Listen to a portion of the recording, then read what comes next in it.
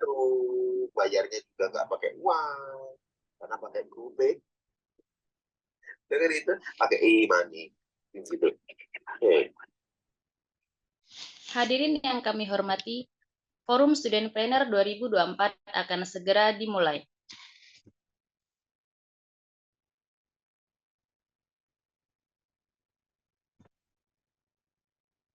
Yang terhormat Mas Radia Mahardika selaku Direktur Direktorat Pengembangan Inovasi Bisnis PPI Dunia.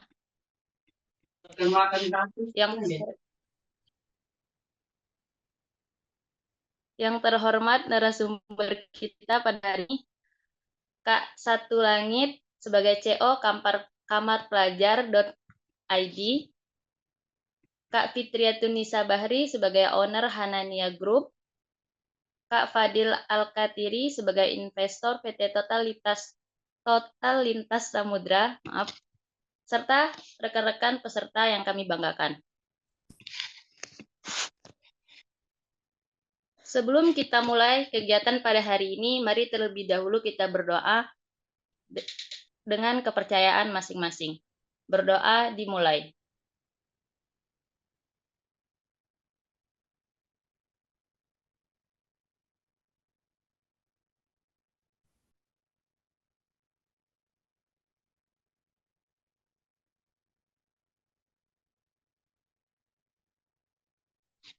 Berdoa selesai. Selanjutnya kita akan mengikuti penyampaian sambutan dari Direktur Direktorat Pengembangan Inovasi Bisnis PPI Dunia sekaligus pembukaan pada acara pada hari ini. Kepada Mas Radia Mahardika kami persilahkan. Ya, terima kasih Mbak Guswanti, MC kita hari ini. Assalamualaikum warahmatullahi wabarakatuh. Salam 24 jam. Selamat malam di New Zealand. Perkenalkan, saya Radia Mahardika kepada Bapak Ibu narasumber dan teman-teman. Yang saya hormati Mas Satu Langit dari Swedia, CEO Kamar Pelajar. Ini sahabat-sahabatnya teman-teman kalau lagi ngetrip nih, Mas Satu Langit ya, akhirnya kita ketemu nih. Halo Mas. Ini udah ada. Ya, makasih Mas sudah hadir. Terus yang kedua, ya siap. Terus yang kedua yang saya hormati juga Mas Fadil Alkatiri dari Libya, dari PT Total Lintas Samudra. Waduh. Hadir Mas. Ini siap. Saya lihat-lihat ini nanti calon-calon eksporternya PPI Dunia ini bisa nih kalau mau collab langsung sama Mas Fadil nih. Bismillah. Bismillah, terima kasih. Dan yang terakhir yang paling cantik nih ada Mbak Fitriatunisa Bahri, lulusan Mesir nih, dari Mesir. Udah ada ya? Nah, salam. Ya, siap Mbak. Salam kenal. Ini owner Hanania Group. Jadi mungkin sedikit cerita ini beberapa bulan terakhir nih saya sama istri saya tuh lagi nyari-nyari ini kan, nyari-nyari umroh kan. Itu Hanania Group tuh wah milenial banget nih. Nah, kok sekarang ini ada ownernya. Wah, kebetulan sekali bisa ketemu. Kehormatan bagi kita semua. Masya Allah. Jadi terima kasih. Jadi ketiga narasumber ini Salam bakal kenal sharing. semuanya. Iya, bakal sharing pengalaman keren di forum student trainer ini. Jadi mungkin buat gambaran ke Mas Mbak dan teman-teman yang lain, forum student trainer ini sebenarnya lebih ke encourage teman-teman meskipun kita fokus utamanya ini belajar, tapi bisa loh kita sambil usaha dan usahanya itu sukses. Sebenarnya lebih ke itu karena banyak image teman-teman kalau kita ini hanya belajar kok kayaknya nggak mungkin ya bisa sambil usaha. Kayak gimana sih strateginya? Kayak gimana sih caranya biar bisa sukses Mas Mbak narasumber ini? Mungkin gitu aja dari Direktorat Inbis. Mungkin nanti saya ikut sampai awal-awal aja, ini nggak sampai akhir, karena kebetulan di New Zealand udah ada janjian sama acara lain. Mohon izin, tapi nanti saya pasti ngedengerin recordingnya sampai selesai. Ada Mbak Mita juga di sini nanti yang akan ambil alih. Mungkin segitu dari saya. Terima kasih kehadirannya Mas Mbak narasumber, teman-teman juga. Wassalamualaikum warahmatullahi wabarakatuh. Salam 24 jam. Waalaikumsalam. Waalaikumsalam warahmatullahi wabarakatuh. Terima kasih kepada Mas Radia yang telah menyampaikan sambutannya.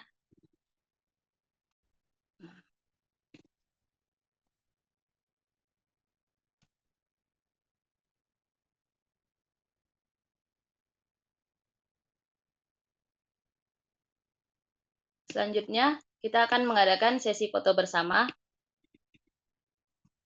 di sini ada 3 slide Zoom. Hadirin diharapkan untuk menyalakan kamera.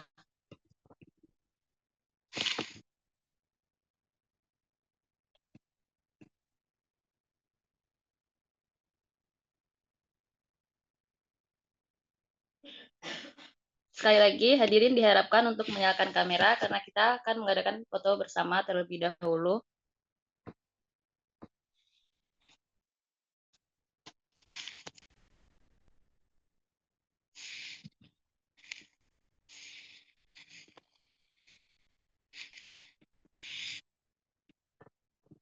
Baiklah, pada halaman pertama, hitungan ketiga di potret 1, 2, 3.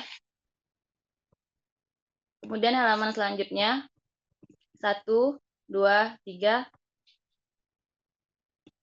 Kemudian halaman selanjutnya 1, 2, 3.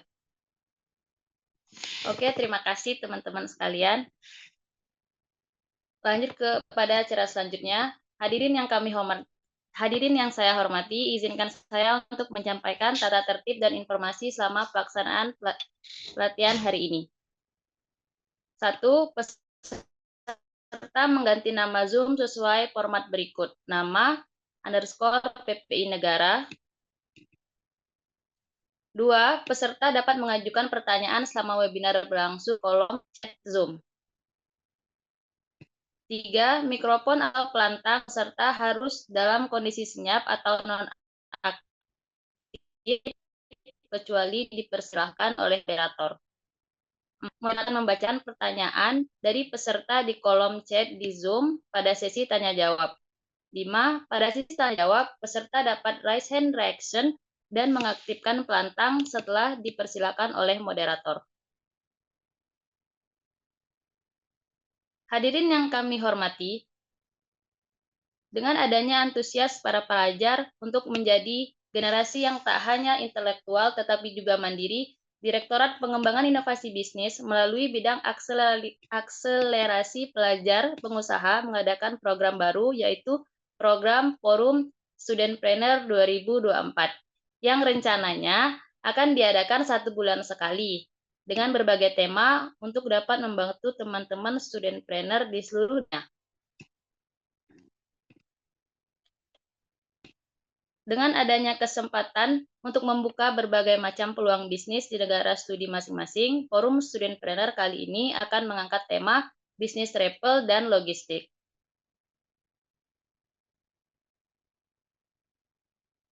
Sebelum memulai sesi pertama hari ini, izinkan saya untuk memperkenalkan pengisi materi kita. Yang pertama yaitu Kak Satu Langit selaku CO kamarpelajar.co.id.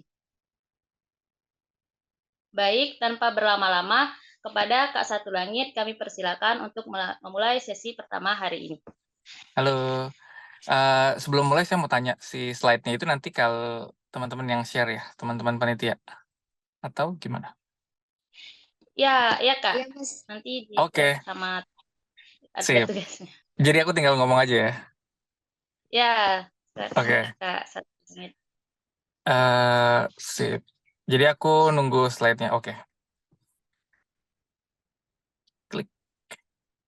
Yes. Jadi kenalin nama saya, Assalamualaikum warahmatullahi wabarakatuh, salam 24 jam. Nah, nama saya Satu Cahaya Langit.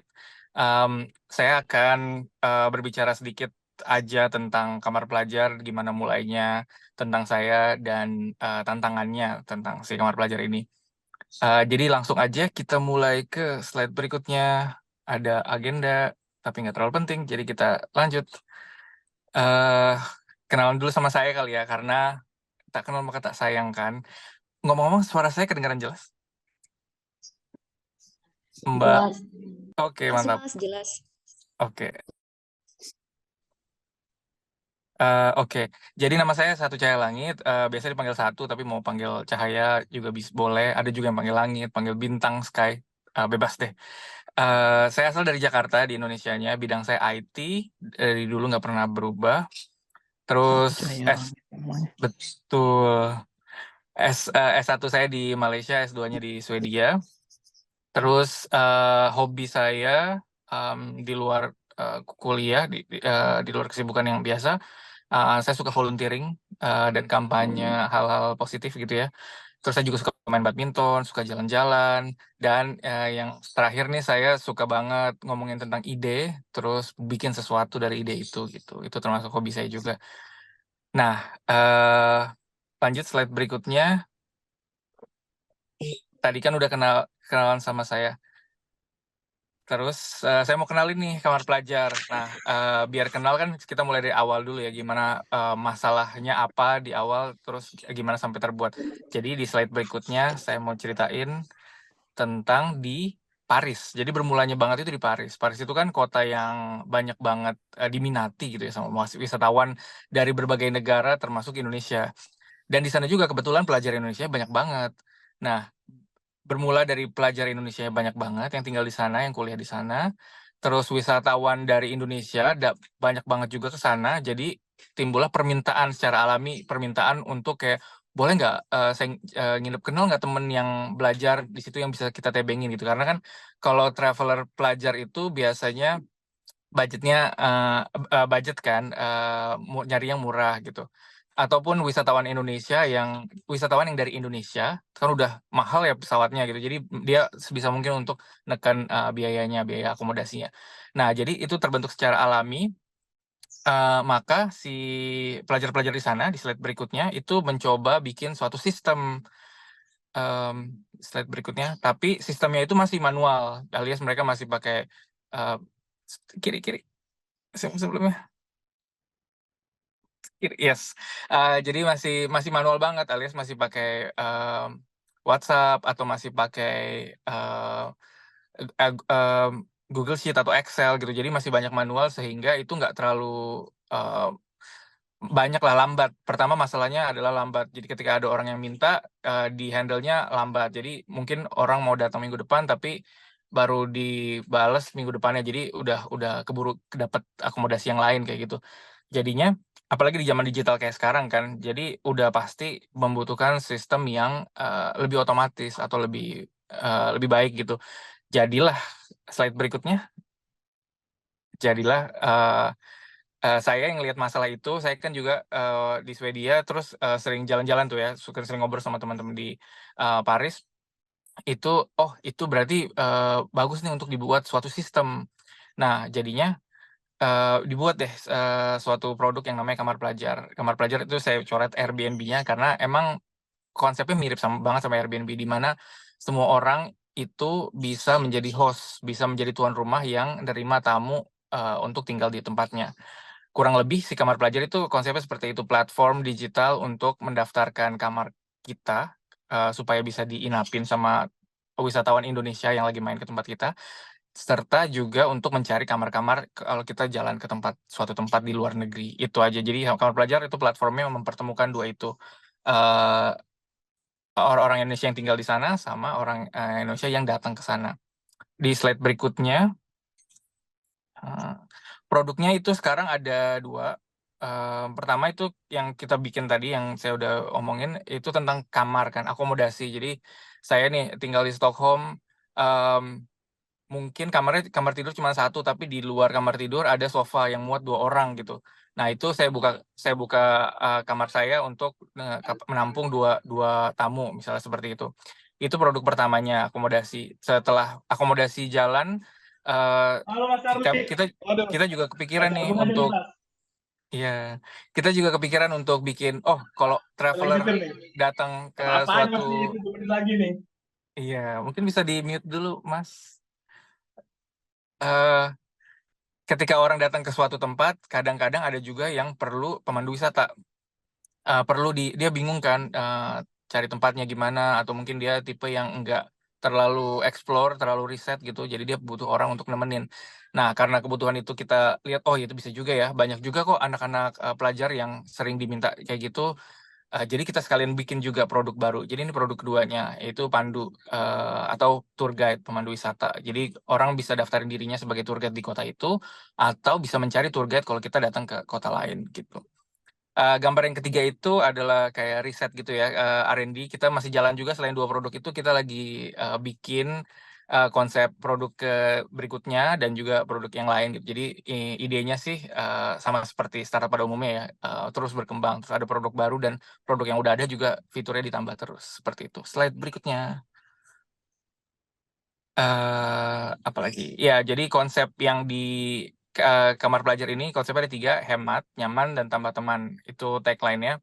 Hemat itu artinya harganya ekonomis, bersahabat sama kita pelajar. Kemudian nyaman karena sama-sama orang Indonesia, nggak ada orang non Indonesia di situ. Jadi sama background-nya, jadi udah tahu masakan, mungkin masakan Indonesia, bahasanya pun sama kan.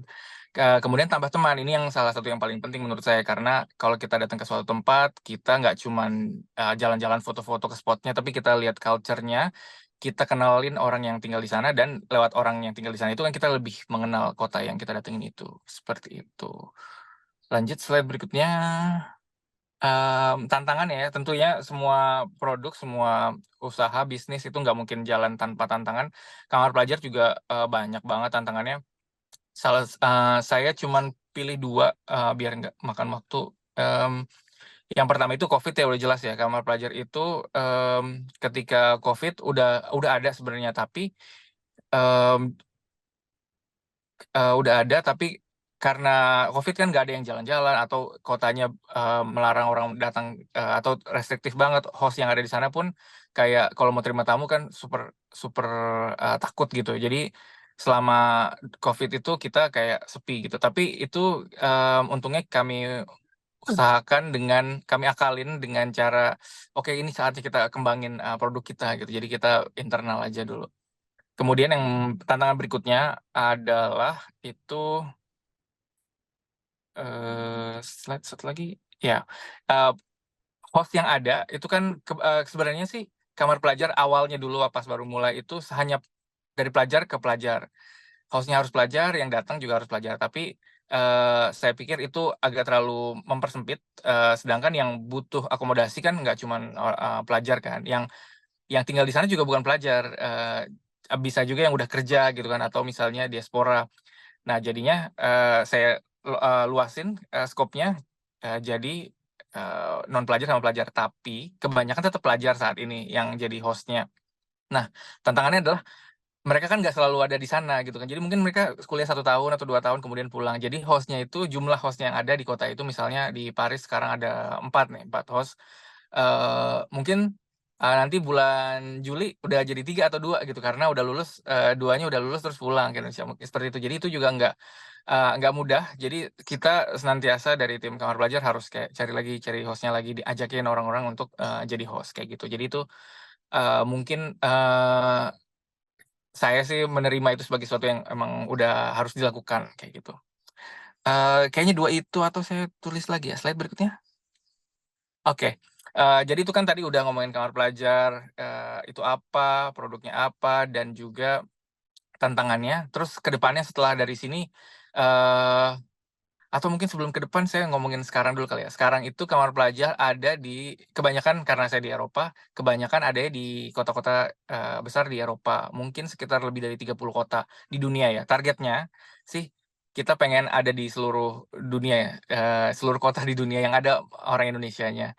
Tapi sekarang ini banyak kan di Eropa, lebih dari 30, dan jumlah hostnya mungkin lebih dari 50 host kalau nggak salah sekarang di berbagai kota di Eropa. Nah, kemudian ke depannya tuh apa sih yang apa yang masih kami harus lakukan?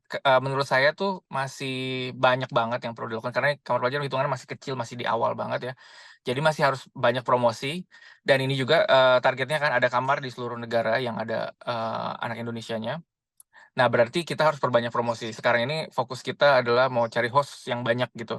Karena kalau hostnya nggak ada kan nanti kalau ada permintaan, misalnya di New York, nah sekarang belum ada hostnya. Tapi kalau misalnya banyak, kita cari tamunya, kita jualan, pakai kamar pelajar yuk untuk traveling murah. Oh iya, aku kebetulan mau ke New York nih, tapi New York ternyata nggak ada host gitu. Jadi yang paling pertama banget kita lakukan sekarang adalah kita mau invite orang-orang untuk jadi host di kotanya masing-masing kayak gitu. Slide berikutnya itu ya, selain kerjasama sama individu, kita juga kerjasama sama PPI di kota atau di negara-negara yang ada di dunia. Kayak kita karena kita kan nggak cuma pengen ibaratnya untung sendiri gitu, kita pengen kita ada mekanisme untuk bagi hasil. Jadi kalau kita kerja sama PPI bantuin kita cari hostnya, nanti kita ada bagi hasilnya seperti itu. Nah, itu juga salah satu tujuan kita. Jadi kita misalnya jadi besar nih, insya Allah semua PPI yang ada di kota itu juga terbantu gitu idenya. Satu slide lagi deh kayaknya. Ya, jadi ini saya mau undang juga teman-teman yang ada di sini. Jadi kalau kita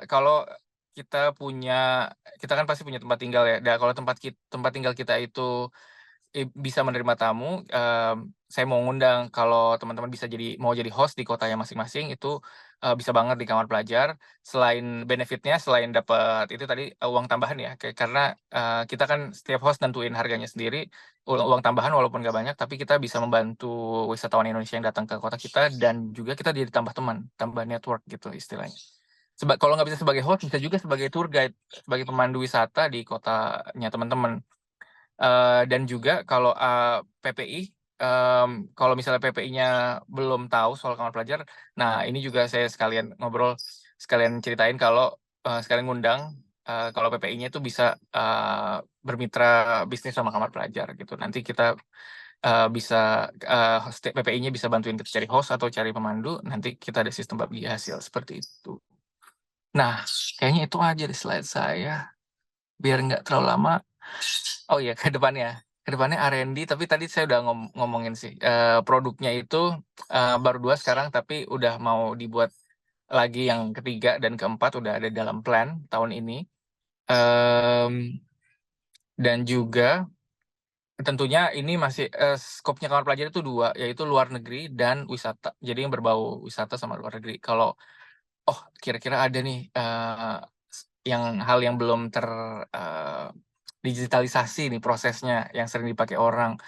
Jadi kita bisa bikin juga di sini. Idenya sih seperti itu. Kayaknya ini slide terakhir saya. Bener nggak? Yes. Makasih banyak teman-teman udah dengerin saya. Jadi kalau mau tanya-tanya lebih jauh nanti boleh private message ke saya. Atau kalau mau di sini juga ada sesi tanya kalau nggak salah tadi. Kalau mau tanya boleh sekarang atau nanti sekalian. Nanti di akhir, Mas. Siap. Makasih. Ya. Terima kasih kembali kepada Kakak Satangit yang telah menjelaskan gimana itu kamar pelajar awal yang kebentuk sampai sekarang. Sangat menarik ya ternyata. Jadi kayak lebih memudahkan kita kalau misalnya mau keluar negeri dengan budget yang pas-pasan. Ya, jadi ya lebih memudahkan ya tur juga kayak gitu. Kemudian selanjutnya memasuki sesi materi yang kedua kepada sebagai bidang travel yang disampaikan kepada Kak Fitriatun Nisa Bahri yang memulai bisnisnya sejak kuliah di Al-Azhar ya Kak ya. Kepada Kak Fitriatun Nisa kami persilahkan. Baik, terima kasih Kak.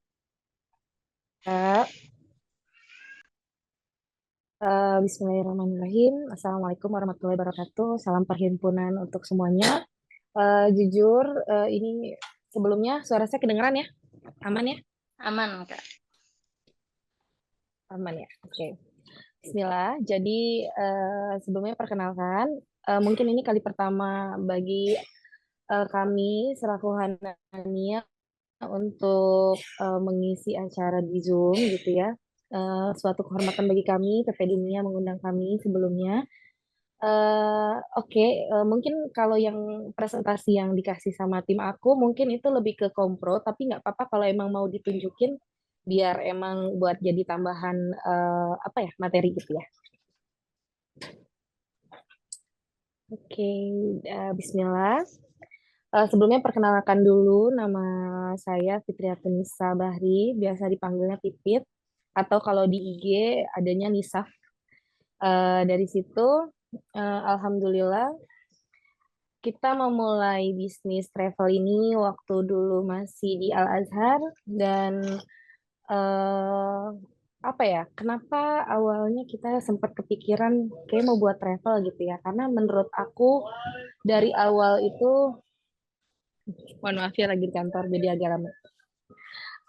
Jadi awal dulu kita mulai Hanania ini karena kita pikir kayaknya nggak ada nih travel umroh yang memang basicnya itu millennial approach. Jadi masih kayak kan dari dulu kayaknya pandangan kepada travel umroh itu kan old fashion ya, lama gitu, kuno, apalagi pakaiannya juga jadul gitu ya, kayak pakai batik-batik lama gitu.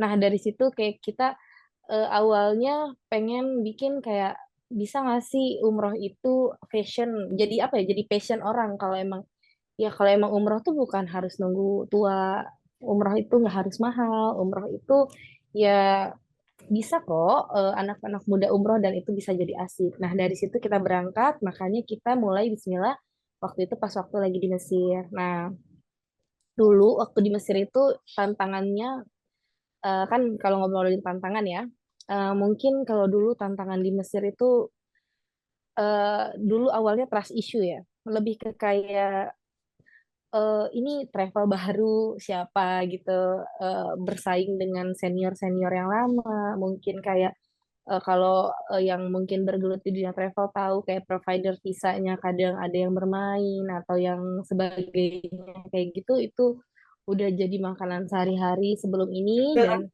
mungkin beberapa juga lihat kayak beberapa juga lihat kalau misalnya kita apa sering lihat di pop-up iklan gitu ya di Instagram itu sekarang, tapi memang kalau emang membangun itu memang udah lama dari pas waktu dulu di kuliah di Al-Azhar. Nah, kan keluh kesahnya gimana sih caranya, kok bisa mulai kepikiran bisnis saat lagi dulu kuliah sama suami dulu. Jadi ya karena kita masing-masing punya sense-nya bisnis dan melihat adanya peluang, kayaknya orang-orang tuh lebih banyak yang mikirin, oh eh, kayaknya butuh motivasi dulu, banyak teori dulu. Kalau untuk aku pribadi dan suamiku, kita kayaknya lebih awal ya mulai aja dulu gitu. Jadi jangan sampai nunggu eh, teori segala macam, lebih ke kayak mungkin nanti lapangan aja gitu loh yang kita bisa pelajari gitu. Dan alhamdulillah dulu kita mulai banget itu awalnya cuma 3 orang, staffnya alhamdulillah sekarang Allah mudahin banget dengan ini cuma beberapa ya yang dipasang di Kompro ini. Jadi alhamdulillah sekarang dari 4 cabang dan 1 pusat, dan ada beberapa freelancer yang ada di Saudi Arabia juga. Alhamdulillah kita udah menyentuh 70 orang tim, include yang emang in-house dan ada juga yang freelance gitu. Dan itu yang Ahmad Syafarhan itu CEO suamiku, tapi emang beliau emang orang dapur banget lah. Paling nggak suka kalau emang untuk speak up kayak gini, jadi aku yang mewakili beliau. Slide selanjutnya, punten.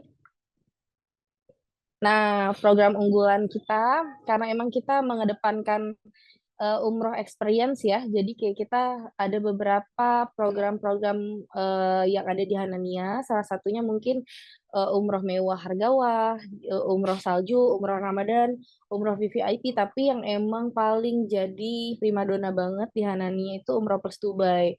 Jadi karena emang kita pikir kayaknya orang-orang tuh sekarang lebih lebih seneng kalau umroh itu jalan-jalan, dan aku pribadi pengen bikin umroh itu enggak semembosankan itu. Jadi anyone bisa pergi umroh, atau misalnya umroh itu enggak sekaku itu gitu. Jadi makanya kita buat salah satunya dengan umroh plus Dubai atau umroh plus Turki kayak begitu. Nah, salah satunya yang emang jadi primadona adalah umroh plus Dubai.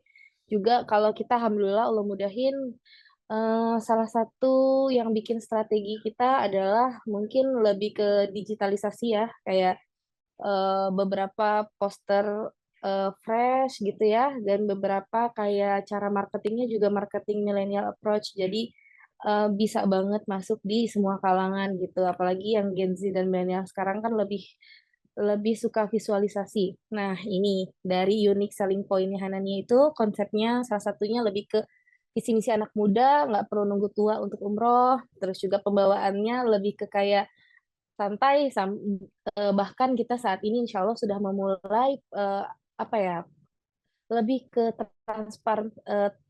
transparansi secara proses dari awal sampai akhir melalui website. Jadi kita sudah menuju ke arah 4.0 yang mana di mana kita tuh semua proses dari awal, pemberkasan, administrasi sampai di akhir itu kita melalui website. Dan nanti nextnya insya Allah kita akan membangun jaringan yang di mana semua orang itu sudah login akun sehingga mereka itu bisa kayak redeem untuk poin atau sebagaimana, jadi dipakai buat emang beli kayak oleh-oleh atau apa, atau misalnya kolaborasi dengan brand-brand yang lain gitu. Perlengkapan, nah kami perlengkapannya juga milenial, seragamnya nggak pakai batik dan kopernya sudah nggak kain. Dan mungkin for your information, salah satu dari kerjasama kami adalah ada dengan brand-brand besar kayak Batik Trusmi, kayak ini Hodi, Nobi, itu beberapa brand-brand besar yang kami ajak kolaborasi agar pakaian tuh jadi ada salah satu, kalau misalnya ada beberapa yang follow IG-nya Hanania Group, itu ada keberangkatannya Ibu Nur Asia Uno itu memakai baju dari Batik Trusmi. Nah, itu hanya untuk satu keberangkatan khusus seperti itu. Jadi kita ada kerjasama juga sama Manja by Ivan Gunawan. Jadi itu salah satu yang membuat kita unik selling point kita. Terus dari harga juga meskipun milenial itu nggak harus murahan tapi tetap affordable dan tetap sesuai dengan apa yang kita provide. Inovasi produknya juga banyak yang tadi udah disebutkan, kolaborasi tadi aku udah sebutkan juga, ada dari skincare, apparel, dan ada misalnya dari beberapa instansi. Nah, maskapai kita pakai hanya yang direct, all in package, kita nggak ada tambahan juga untuk uang atau segala macam, jadi itu udah semua udah masuk dan kita mewujudkan dengan kekeluargaan, jadi siapapun bisa umroh sampai anak kecil atau yang lainnya gitu bisa umroh banget. Dan karena umroh di Hanania insya Allah kita kemas dengan asik. Oke, nextnya mungkin, maaf Kak. Oke, ini karena ini belum diupdate waktu itu kompronya itu.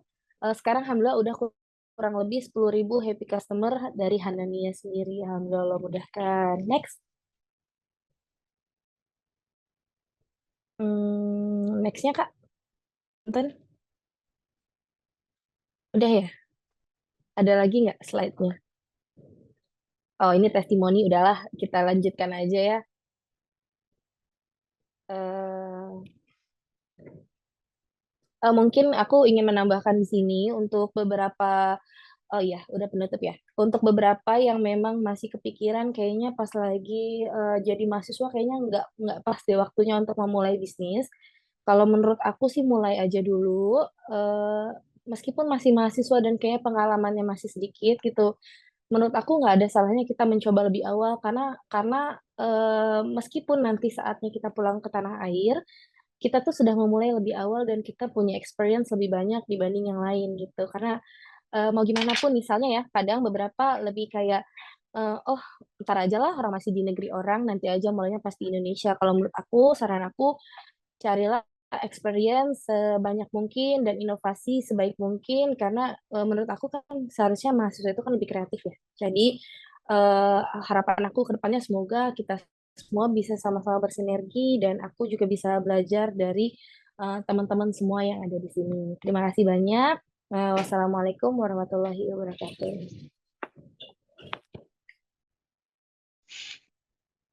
Baiklah, terima kasih kepada Kak Hanania. Sebagai CEO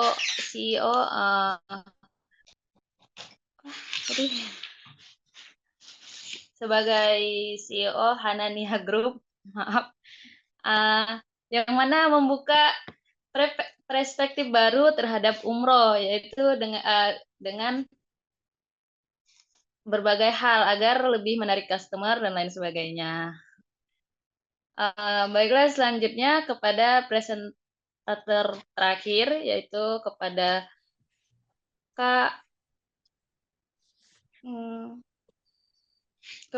Kak Fadil Al-Katiri. Pada beliau kami persilahkan. Oke, sebelumnya apakah suara saya terdengar jelas ya? Ngomong jelas, Kak. Oh, sudah jelas? Ya, udah jelas, Kak. Oke, siap. Oke, sebelumnya Bismillahirrahmanirrahim. Assalamualaikum warahmatullahi wabarakatuh. Selamat siang ya, ini saya dari Libya. Kemudian selamat sore untuk teman-teman yang berada di Indonesia. Dan salam 24 jam. Jadi sebelumnya perkenalkan, nama saya Fadil Al-Katiri. Untuk ini jujur pertama kali ya untuk ngisi sharing tentang bisnis. Sebelumnya kalau terjun ke dunia bisnis itu sudah lumayan lama dari tahun 2019. Oke, sebelumnya boleh ditampilkan PPT-nya.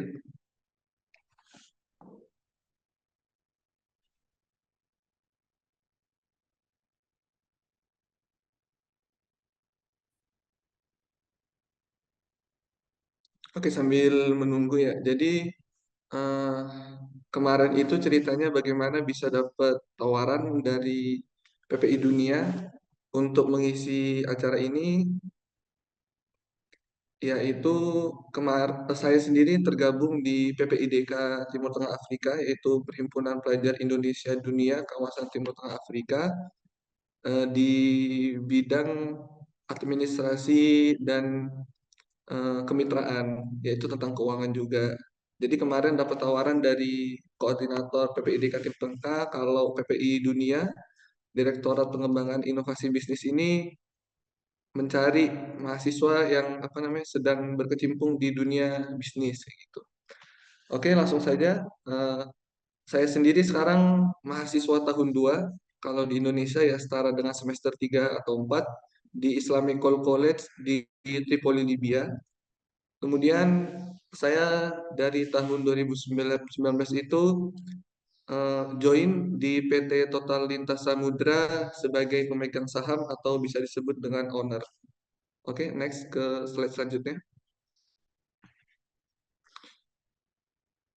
Oke, untuk pertanyaannya, kapan pertama kali berkecimpung dalam dunia bisnis? Seperti yang sudah saya singgung di awal tadi, pertama kali berkecimpung di dalam dunia bisnis adalah tahun 2019. Jadi sebenarnya PT Totalitas Samudra ini sudah berdiri di tahun 2015.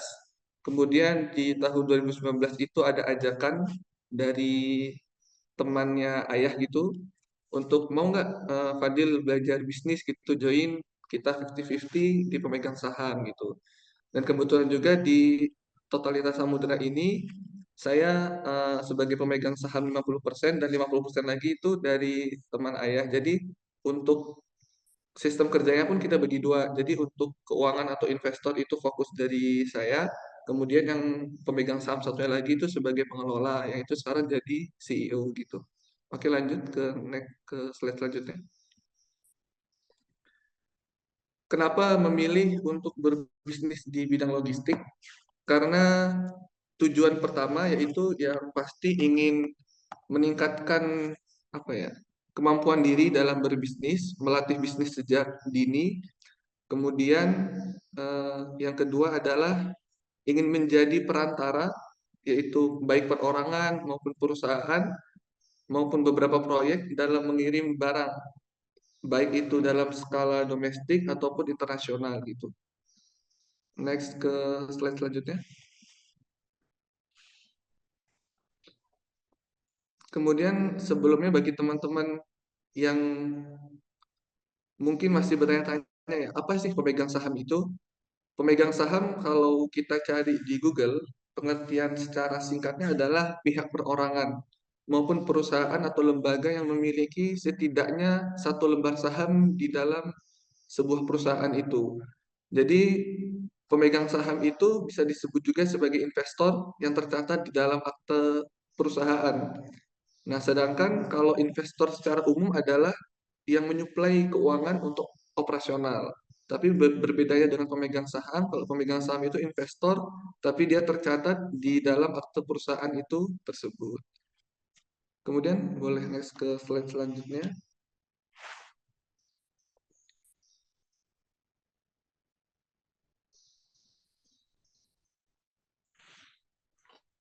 Oke, sebelumnya saya ingin memberikan beberapa tips sukses untuk bangun sebuah bisnis ya. Di sini ada 4 tips sukses bangun bisnis. Yang pertama adalah jangan ragu untuk memiliki mimpi yang besar. Jadi langkah pertama adalah kita jangan sampai terlalu takut terjun dalam dunia bisnis. Mungkin ada pikiran-pikiran kayak, wah nanti kalau rugi gimana?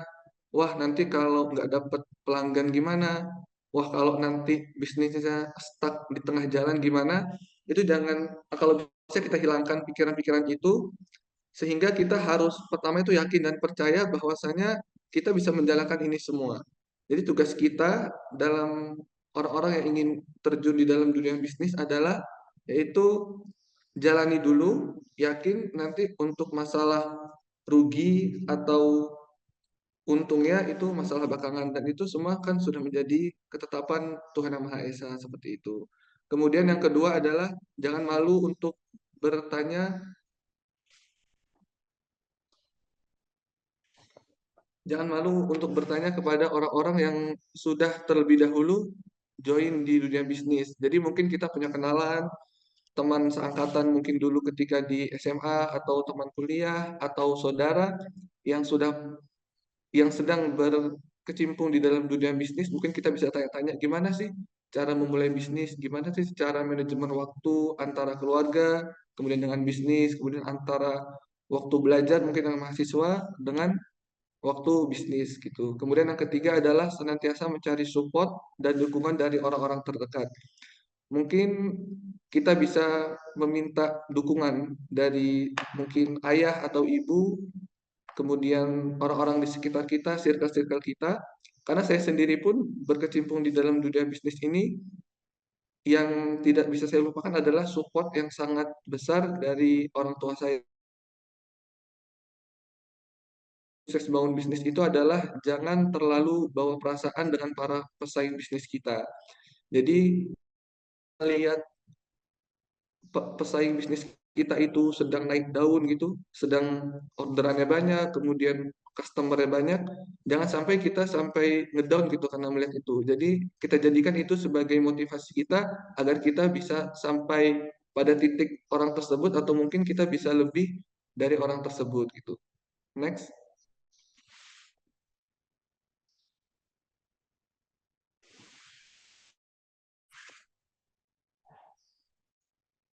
Kemudian salah satu langkah penting yang harus kita ambil sebelum memulai suatu bisnis adalah itu observasi. Kita bisa melihat di sekitaran kita selera pasar itu sedang bagaimana gitu. Mungkin kalau seperti yang tadi di-sharing sebelumnya, ada yang sedang melihat, oh nih umroh bisa nih jadikan sebagai bisnis, tapi kita ingin membuat hal yang berbeda, maka dijuluki sebagai umroh milenial gitu, milenial. Kemudian kalau saya sendiri melihat waktu itu emang sedang tren-trennya pengiriman barang antar perusahaan gitu, kirim dari mungkin dari Papua ke Jakarta dan lain-lain, maka kita mulai untuk berani masuk ke dalam dunia bisnis logistik seperti itu. Selanjutnya. Oke, karena tadi di awal sudah ada sedikit motivasi pembukaan tentang bagaimana sih menjalani bisnis, saya sekarang ingin memperkenalkan terlebih dahulu apa sih itu PT Totalitas Samudra gitu. PT Totalitas Samudra adalah nama perusahaannya, sedangkan nama brand kita adalah Translogis ID. Translogis adalah perusahaan yang bergerak di bidang jasa transportasi, distribusi, dan logistik yang didirikan pada Desember 2015 yang berkantor pusat di Jakarta dengan komitmen atas integritas dan kualitas pelayanan. Sedangkan visinya adalah memberikan solusi transportasi dan logistik terpadu yang unggul dengan keahlian dan pastinya adalah pengalaman profesional. Kemudian kalau untuk misi sendiri dari Translogis ID adalah berkomitmen untuk mengembangkan keandalan dan kualitas layanan di antara pelanggan, kontraktor, dan karyawan gitu. Nah, kita juga Transportation and Logistics Service melayani jasa angkutan darat atau tracking antar kota dan antar provinsi seluruh Indonesia. Jadi untuk sekarang kita masih berfokus untuk pengiriman di domestik di Indonesia, dan insya Allah di tahun ini akan kita coba untuk melebarkan sayap kita sampai ke dunia internasional gitu. Oke, next.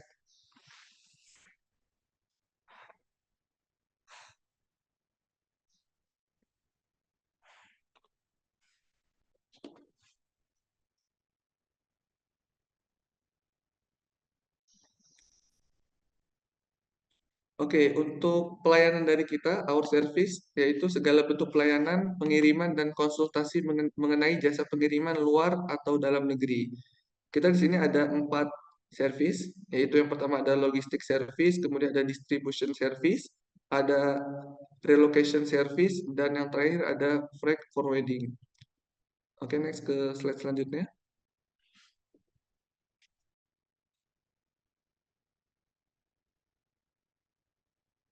Oke, untuk logistik service sendiri atau warehousing kita ada 6 pelayanan. Yang pertama adalah temporary dry storage, yaitu tempat atau kontainer untuk barang-barang yang emang harus dalam kondisi kering. Kemudian ada distribution and transit warehouse. Kita sekarang sistemnya itu bukan memiliki warehouse, tapi kita mengelola warehouse yang ada di Indonesia. Yang terbaru adalah kita mengelola bekerjasama dengan sebuah perusahaan, yaitu kurang lebih seperti alat AC gitu ya. Jadi emang dia dalam skala besar, kita yang mengelola warehouse-nya, jadi kita akan menyuplai barang, kemudian kita akan memasukkan barang itu dalam sifat loading and unloading gitu. Kemudian yang ketiga ada removal and long-term service. Kemudian ada river container for frozen storage. Kita juga memiliki kontainer, yaitu bisa pengiriman barang-barang yang emang harus dalam suhu rendah gitu, suhu dingin antar pulau di Indonesia gitu. Kemudian yang kelima ada loading and unloading service, seperti berhubungan dengan nomor 2, yaitu nanti kita akan membantu memasukkan barang ke kontainer kita, kemudian kita akan melakukan pengiriman, dan kita akan pastikan bahwa barang-barang yang dikirim itu akan sampai dengan selamat di tujuan dan posisinya sudah kita rapikan di tempat tujuan gitu. Kemudian ada forklift rental, yaitu ini yang dalam skala dalam ini ya dalam gudang gitu, pemindahan barang dari misalkan dari blok A ke blok B menggunakan alat ini gitu. Next ke slide selanjutnya.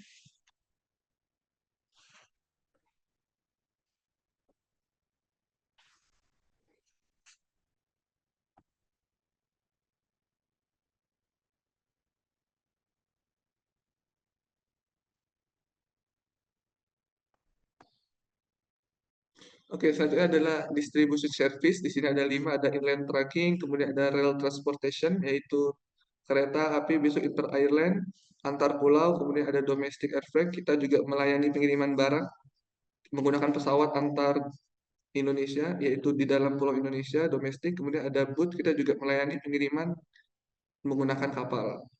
Oke, next.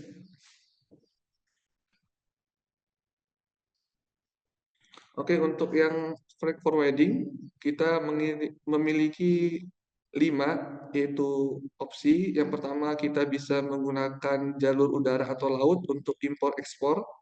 Tapi sejauh ini belum dapat kita laksanakan karena kita emang belum mendapatkan channel untuk pengiriman yang luar negeri. Kemudian ada customer clearance, yaitu nanti kita bisa membantu mengclearancekan di bea cukai bandara. Misalkan pengiriman dari Saudi ke Indonesia, kita akan bantu untuk agar barang itu bisa keluar bandara dengan aman dan cepat gitu. Kemudian ada inter island juga, yaitu antar pulau, kemudian domestik sudah kita jalankan sejauh ini. Kemudian yang terakhir adalah river truck gitu. Selanjutnya.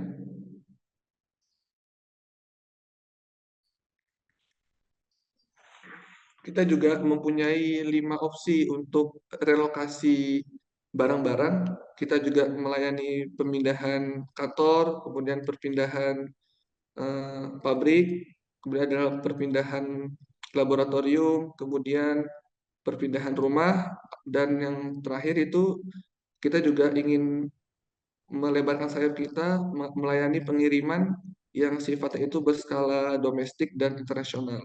Seperti itu. Next, selanjutnya. Nah, seperti yang kita ketahui bersama, yang kayak kita beberapa jasa pengiriman di Indonesia, itu ada namanya nomor resi ya.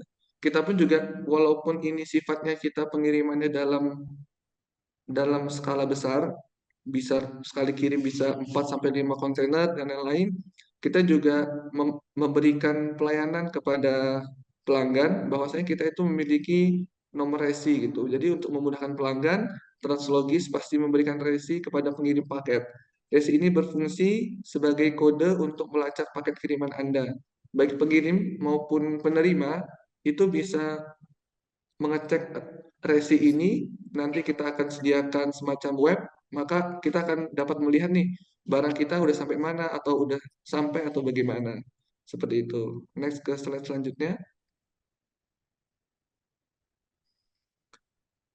Oke, untuk pengalaman sendiri, alhamdulillah kami sudah lumayan lama, dari tahun 2015 ya, seperti yang teman-teman tahu, sudah melayani jasa pengiriman seluruh Indonesia.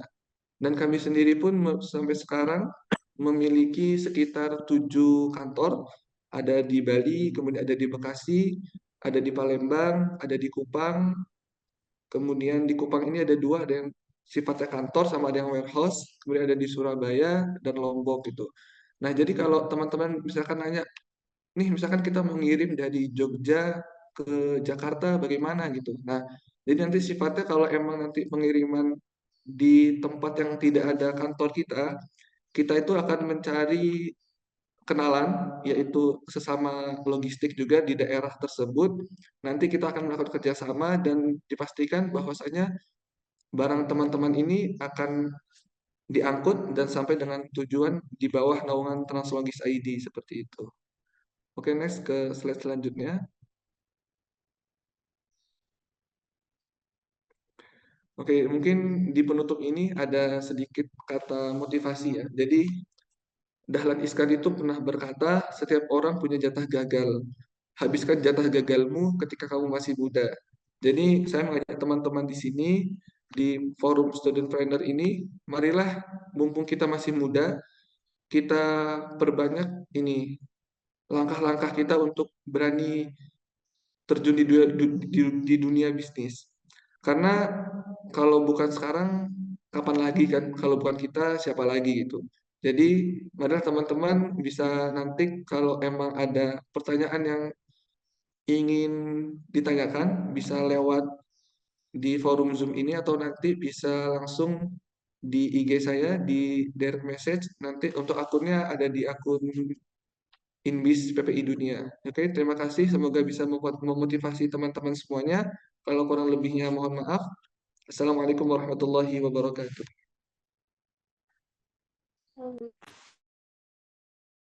Waalaikumsalam warahmatullahi wabarakatuh. Terima kasih banyak kepada Kak Faidil atas paparannya yang telah memaparkan gimana awalnya membangun bisnis di bidang logistik dan lain sebagainya. Memasuki sesi selanjutnya yaitu sesi tanya jawab. Silakan kepada rekan-rekan yang ingin mengajukan pertanyaan bisa ditulis di section.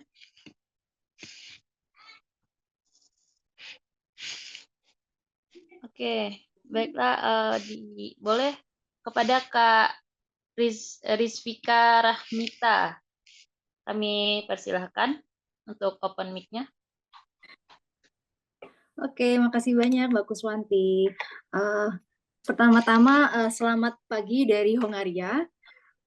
Terima kasih banyak kepada para narasumber. Perkenalkan, nama saya Mita. Saya sebenarnya Ketua Bidang Akselerasi Pelajar Pengusaha. Terima kasih banyak kepada Mbak Nisa, Mas Fadil, Mas Satu, yang udah meluangkan waktunya untuk mengisi acara ini dan juga menginspirasi teman-teman para studentpreneur atau aspiring studentpreneur kita di PPU Dunia ini. Saya ada pertanyaan nih untuk Mas dan Mbak semua.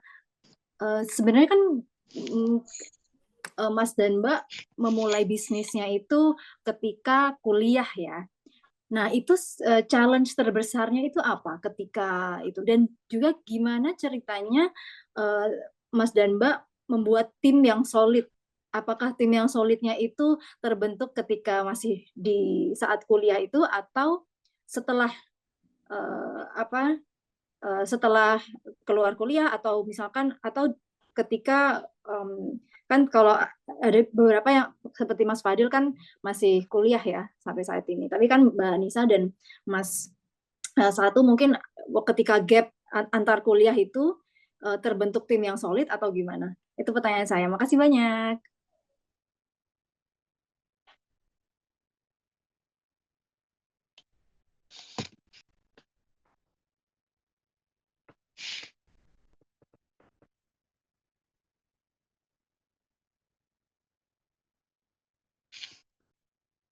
Mereka boleh dijawab kepada kakak-kakak.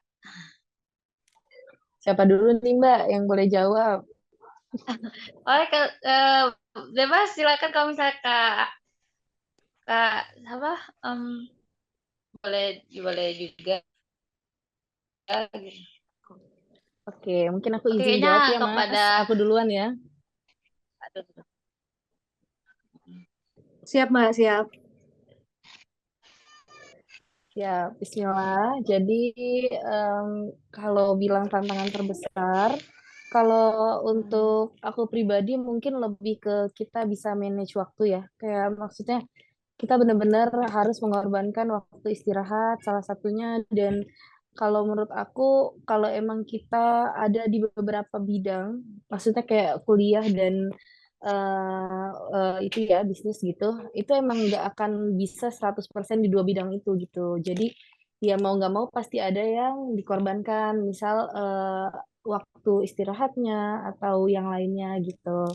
Kalau yang paling beratnya itu mungkin tantangan selainnya mungkin itu ya, salah satunya membangun tim. Karena aku pernah ikut di salah satu forum yang dimana ada CEO-nya AirAsia bilang, which one is better, good team atau good idea? Dia tanya begitu kan.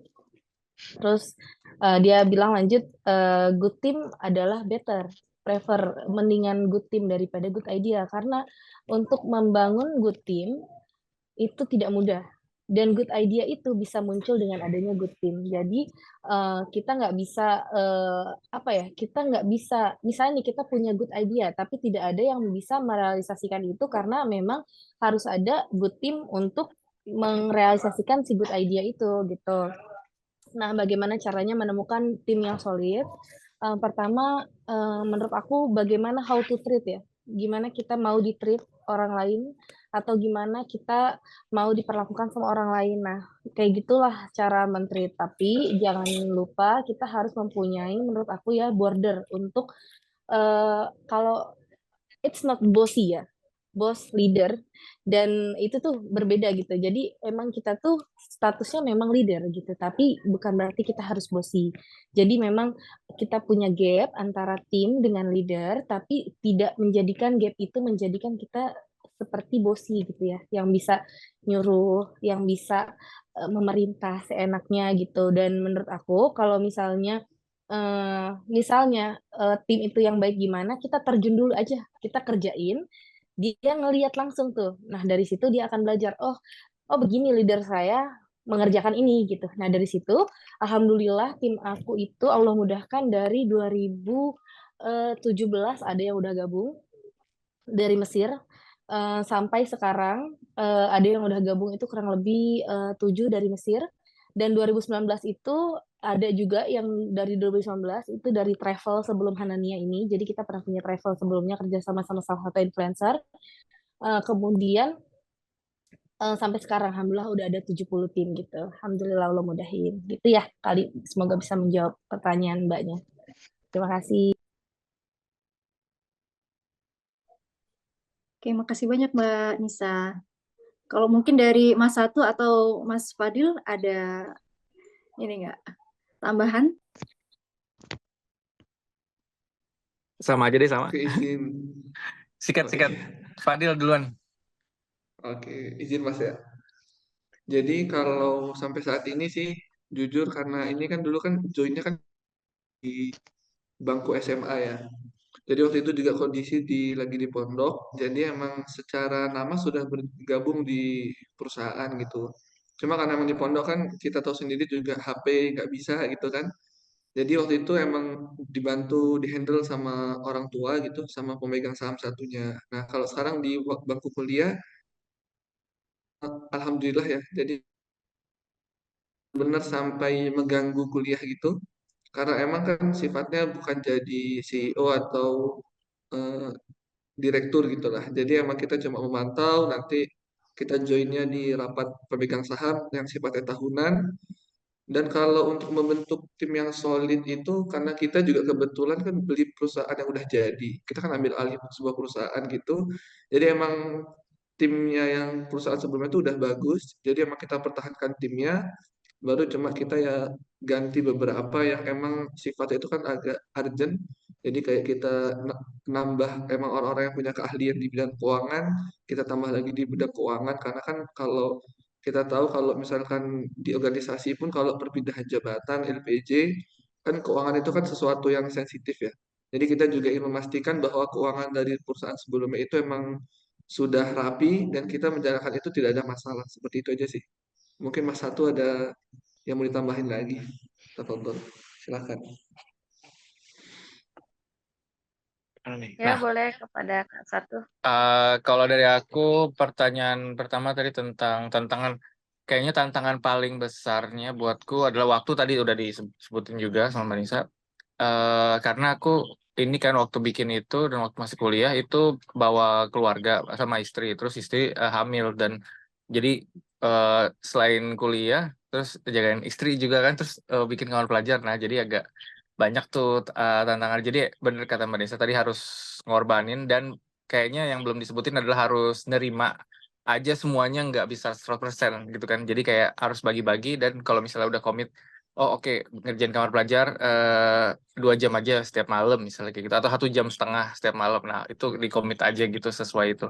Paling gitu. Tantangan lagi adalah ini, kalau bikin ide baru gitu kan belum ada yang tahu ya, belum ada yang kenal, orang skeptis, orang nggak percaya apaan sih nih kamar pelajar, kayak ikut-ikutan Airbnb aja gitu. Gue pakai Airbnb aja kali udah ada gitu. Nah, itu bikin orang kayak mencoba pertama kali, dan mungkin iya, membuat orang coba atau meyakinkan orang itu biasalah, itu dalam jualan, dalam bisnis, dunia bisnis kan semuanya akan melakukan itu kan. Jadi itu juga tantangan juga, tapi itu normal. Jadi sikat aja terus. Kemudian tadi yang saya kepikiran lagi apa ya?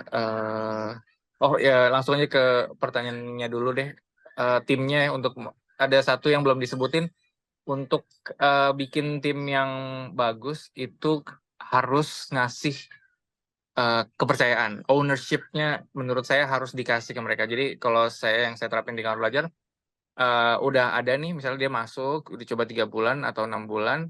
Nah, kemudian kalau ada lagi orang berikut yang masuk, kita kasih tuh orang yang anggota tim yang sebelumnya yang udah masuk duluan, kasih dia ngelit, mimpin tim, misalnya kayak gitu. Atau misalnya dia dapat tugas, itu kita kasih tugas, kita kayak bilang aja targetnya nanti mau seperti ini ya gitu. Nah, caranya biar dia yang nentuin, biar dia dapat otonomi sendiri, dan dia bisa berkreasi sesuai apa yang dia mau. Nanti mungkin kadang-kadang ada yang harus dikorbankan, mungkin dia lebih lama sedikit, mungkin salah gitu, tapi itu prosesnya. Tapi dengan kita memberikan kepercayaan, dia jadi kayak oke, aku merasa dipercaya nih, aku bisa bergerak sesuai yang aku mau untuk mencapai tujuannya yang sama kayak gitu. Jadi menurut saya itu poin yang bagus banget dalam bikin anggota tim itu bekerja lebih baik atau memaksimalkan potensi dia gitu.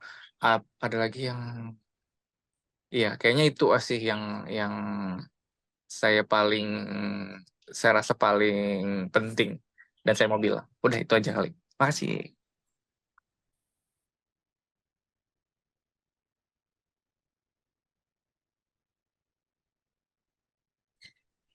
Mbak Kayak Kuswanti kamu masih mute kayaknya. ke-mute. Makasih banyak Mas Satu udah dijawab juga. Oke.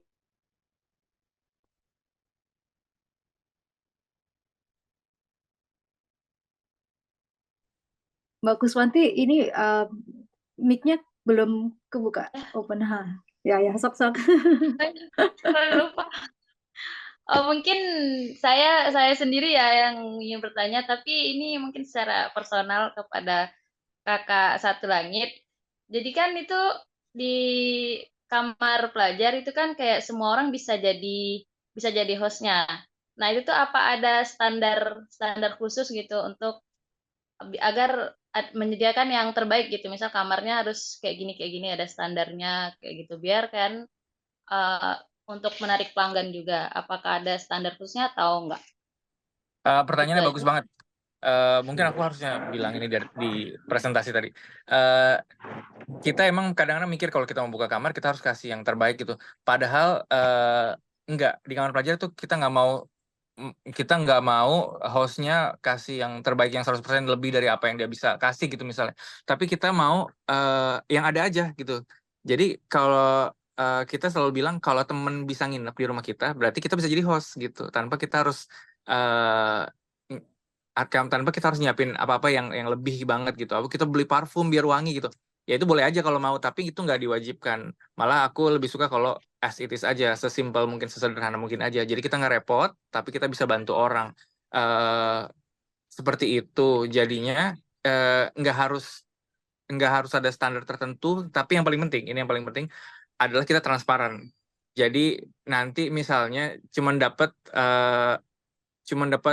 kasur lipat, kasur lipatnya nggak tebel gitu, tipis gitu. Cuman itu yang kita ada kan. Nah, tapi itu akan difoto dan kita taruh fotonya dan kita tulis, ini maaf tapi cuma ada ini. Sehingga yang nanti lihat akan tahu, oh nanti tempat tidur seperti ini, kondisinya seperti ini. Kalau jam 9 ke atas sudah nggak boleh berisik gitu kan. Nah, itu dia akan tahu duluan dan kalau dia setuju berarti dia oke sama keadaan itu gitu. Nah, kira-kira kayak gitu. Menjawab nggak, Mbak Kuswanti? Oh ya. Sangat membantu. Soalnya kan kalau misalnya kita, misal yang di Mesir kayak kita ini kan kayak satu rumah tuh rame-rame kayak gitu kan. Jadi kali aja ada standar khususnya, ini satu rumah harus gini-gini gitu. Ya. Enggak sih, enggak ada. Mungkin Malah kalau teman-teman yang misalnya, lain. ya silakan.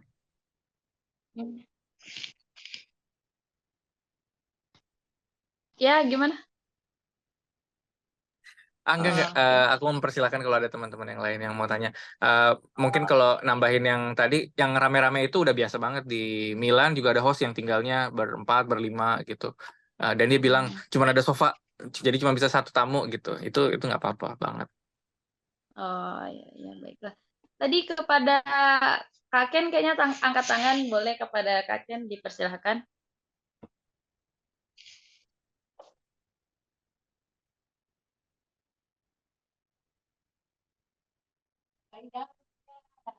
Halo, sorry, makasih. Mbak Kuswanti. Bang, udah. Oh, siap. Gimana, Mbak Zulia? Oke, terima kasih Mbak Kuswanti untuk kesempatannya. Halo Mas Satu, Mbak Nisa, dan Mas Fadil. Terima kasih. Mungkin saya mau tanya spesifik ke Mbak Nisa kali ya, terkait umroh milenial itu. Ah, Mbak Nisa, apa tuh namanya? Kalau ini kan target marketnya ini milenial ya. Nah itu Mbak Nisa ambil ini juga nggak? Ambil customer lain selain yang disebut generasi milenial ini nggak? Misalnya paket umroh keluarga atau ya paket umroh keluarga ya terutama ya. Dan apakah nanti juga klasifikasinya juga akan berbeda? Misalnya tadi kan Mbak Nisa bilang kalau apa tuh namanya milenial lebih suka ke Dubai mungkin ya. Karena itu sesuai dengan minat mereka, interest mereka gitu. Nah, tapi mungkin ada juga untuk target pasar yang lain, misalnya untuk umroh keluarga, mereka lebih tertarik ke Turki misalnya, ke tempat-tempat bersejarah, atau mungkin Mesir juga ya. Di Mesir itu kan banyak banyak situs-situs Islam yang itu menarik gitu untuk orang-orang yang punya minat ke situ. Nah, untuk yang kayak begitu ada ininya sendiri nggak, Mbak? Ada apa? Ada segmentasinya sendiri nggak untuk kayak gitu? Makasih banyak Mbak Nisa. Baik, sama-sama. Izin menjawab ya, Mas Ken, sebelumnya salam kenal. Jadi sebenarnya Hanania itu apa ya? Milenial itu hanya sebagai tagline yang memang kita mengemas umroh itu milenial, tapi bukan hanya untuk milenial aja. Jadi emang banyak, alhamdulillah, lo mudahin dari beberapa tamu kita juga yang memang udah umur lanjut. Kebanyakan juga malah anak-anaknya yang memang mendaftarkan sih ke kita kayak, Ma, ini pakai ini aja, aku lebih trust dengan ini karena mereka lebih rich gampang aku me-reach out mama nanti kalau misalnya di sana gitu kan. Kayak misalnya nanti yang sudah sepuh mungkin lebih mudah di reach out dengan mutawif dan tour leader yang memang lebih gampang pakai gawai seperti itu kan ya. Nah, itu salah satunya. Dan kalau misalnya tadi Mas Ken nanya apa bisa untuk keluarga, sejujurnya memang banyak juga yang memang untuk keluarga, bahkan anak-anak kecil juga banyak customer Hanania, alhamdulillah. Dan memang kalau yang program unggulan itu memang Dubai gitu. Tapi sebenarnya banyak program-program lain yang tadi aku udah sebutin juga, kayak ada umroh yang memang pengen langsung direct, langsung umroh. Ada yang memang Turki, karena kan kebanyakan anak-anak suka main di bursa Uludak gitu kan, yang kayak gitu-gitu juga ada. Tapi kalau umroh plus Mesir, nah ini kita karena memang belum ada permintaan ke sana, jadi kita memang belum buka. Jadi memang kita banyaknya ke Dubai dan ke Turki, dan lanjut juga ada yang VVIP. Jadi kalau VVIP memang dia treatmentnya agak berbeda. Nah itu sih lebih ke situ gitu. Mungkin kalau ditanya apakah customer-nya hanya milenial, enggak. Jadi emang banyak juga usia lanjut dan usia belia juga banyak begitu. Kasih ya Mas Ken. Terima kasih Baik, Kak, terima teman-teman. kasih. Terima kasih kepada Kak Fitria. Selanjutnya ini kepada Mas Radia yang angkat tangan, dipersilahkan. Ya, Assalamualaikum. Saya kembali lagi. Jadi mungkin tadi sebenarnya saya mau nanya ke Mbak Nisa tuh, ke Mbak Nisa Fitria, cuman sudah ditanyakan sama Pak Ken. Karena kebetulan ya tadi saya mau umroh nih sama keluarga, tapi udah ditanyain Pak Ken. Terima kasih Pak Ken mewakili saya. Ya, berikutnya saya mau nanya ke Mas Fadil nih, pertanyaan keduanya. Nah, Ya, hadir. karena tadi saya gabung kembali ketika paparannya Mas Fadil. Dengan usaha yang transportasi, itu kan usaha yang dibilang modal banyak lah. Nah, bagi kita, menurut Mas Fadil nih, kalau kita mau ngerintis usaha yang sama kayak Mas Fadil, khususnya yang kita tertarik untuk ekspor ke luar negeri, kecil-kecilan, hambatan modal ini, menurut Mas Fadil ngatasinnya gimana ya, Mas?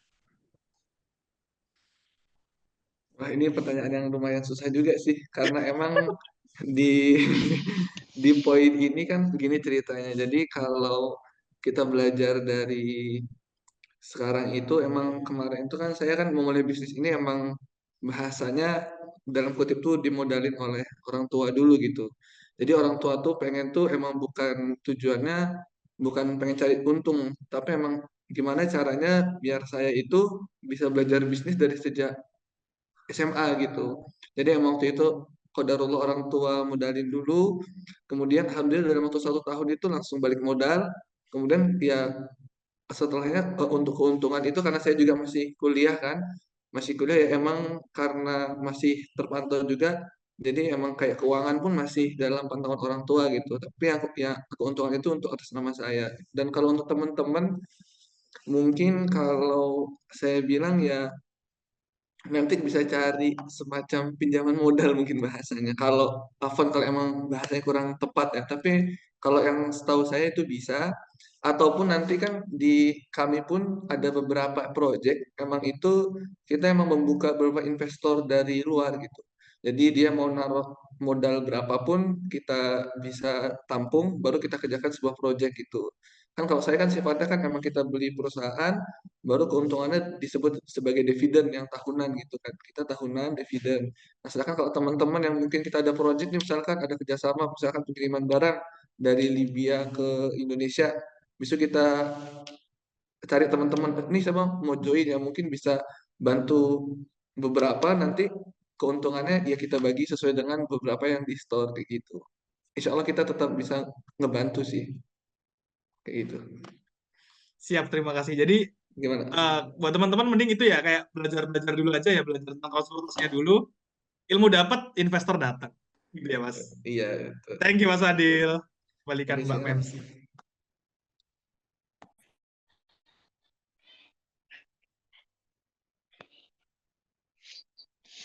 Oh, oke. Terima kasih kepada Mas Radia dan Mas Fadil. Selanjutnya boleh raise hand atau tulis di kolom chat juga boleh para teman-teman.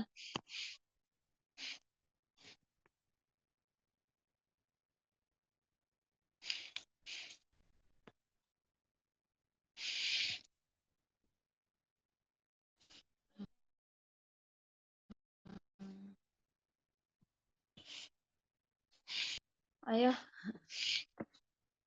ada yang ingin ditanyakan lagi pada teman-teman sekalian?